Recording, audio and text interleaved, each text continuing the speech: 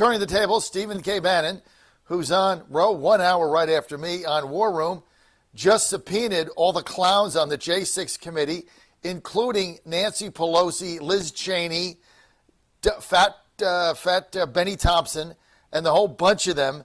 Bannon turning the table, subpoenas them all. Now, of course, they sent subpoenas out, and they arrested Peter Navarro, put him in leg irons just the other day, dragging him out of an airport when all they had to do was call him up, and he named the names, or go knock on his door. He lives across the street, and he would have given himself up. But no, the FBI has to go in with 5 agents into Reagan Airport just before he gets on a flight and make a spectacle and put him in handcuffs and put him in leg irons and drag him out through security for all the world to see, right? Now, Bannon has subpoenaed Pelosi, Cheney, and the other J6 clowns, right? Here's what they're claiming. Legislative immunity. They're members of Congress. They can't be subpoenaed. You don't have that right. We have a 2-tier justice system in America. And if you don't think that the left right now and the Democratic Party is controlling every single and weaponizing every single federal agency and institution against you, you're living under a rock. That's why they wanted Build Back Better, whatever it was, $5 trillion, right? Remember that? Joe Manchin saving the nation in the short term. I'm not sure we can be saved without Trump coming back. But in the short term, know what was in that bill? 178,000 IRS agents. You know what they said it was for? To go after the big companies with offshore money. That would take, what, 5 of them? What were the other 177,995 going to do? They were going to go after you.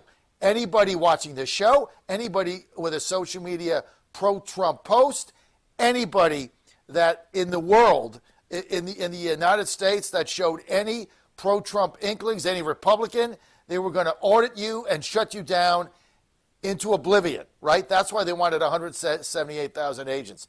This goes on and never stops. Bannon now turning the tables. Meantime, we're faced with economic calamity beyond anything we've ever seen. Gas prices now going to reach $10 in California. Let that sink in. The average is approaching $6.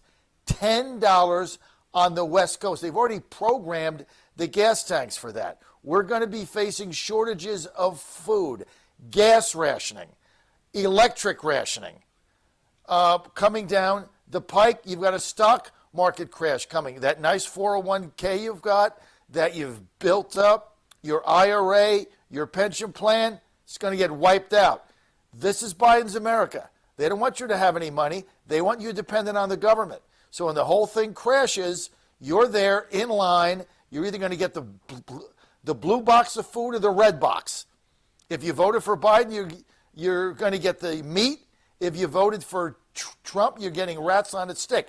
This is what the elites have in store for you. This is why this is a very short-term thing.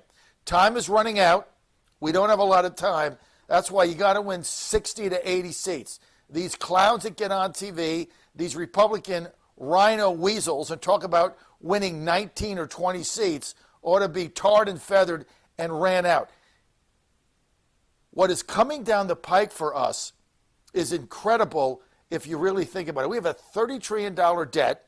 We are also running a $1 trillion debt a year, $1 trillion deficit a year for the next 10 years minimum. That's if things go well. You add another $10 trillion on, another $1 trillion. You add on another trillion, the best case scenario is you've got a $40 trillion national debt. Now, you start thinking about servicing a $40 trillion debt. At current interest rates right now, that would take 70% of our entire tax revenue base. If basis points go up to control inflation, which is out of control right now, if it goes up 2% in 10 years, guess what? 100% of our tax revenue is going to be servicing the debt. Does Fox News talk about it? No. CNN, Wall Street Journal? Nobody talks about this, as if it doesn't exist.